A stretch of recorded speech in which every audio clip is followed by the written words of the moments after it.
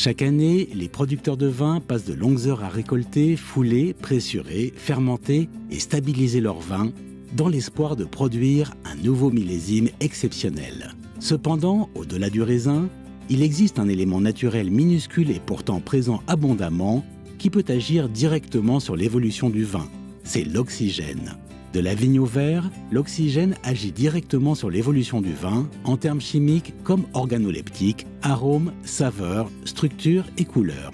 Les producteurs de vin peuvent gérer et contrôler l'exposition de leur vin à l'oxygène, et ce, notamment à l'embouteillage. Nomacork a conçu les analyseurs NomaSense qui mesurent précisément l'oxygène au cours de la vinification et à l'intérieur d'une bouteille scellée. En outre, les producteurs de vin peuvent sélectionner le bouchon qui permet à la quantité exacte d'oxygène de pénétrer dans la bouteille pour pouvoir gérer l'évolution de leur vin.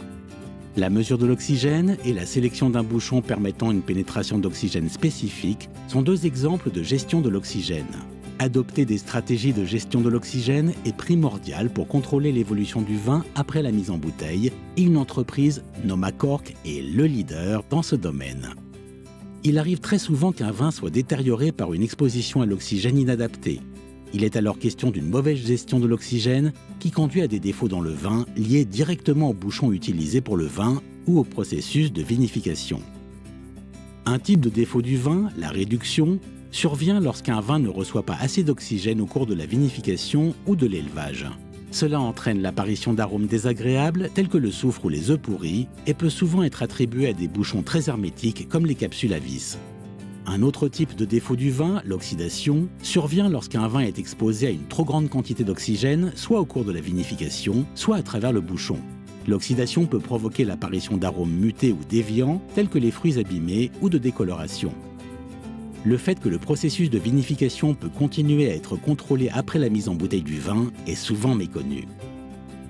En réalité, le producteur de vin peut souligner ou gommer certaines caractéristiques organoleptiques souvent associées à un cépage particulier. Il peut aussi s'assurer d'une fenêtre de consommation optimale pour son vin en utilisant un bouchon doté d'une perméabilité à l'oxygène adaptée. Par exemple, les arômes d'agrumes très souvent présents dans les vins blancs légers tels que le sauvignon blanc s'expriment mieux avec peu d'oxygène. A l'inverse, les arômes de type chocolat ou confiture, que l'on rencontre souvent dans les vins rouges charpentés, tels que les cabernets sauvignons, ont besoin de plus d'oxygène pour se développer.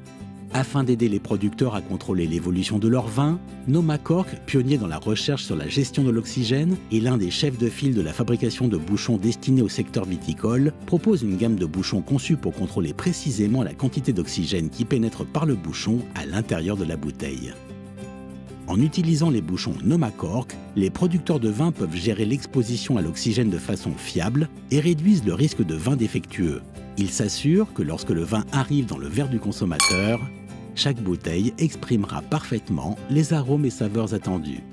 Pour de plus amples informations, rendez-vous sur www.nomacork.com/énologie.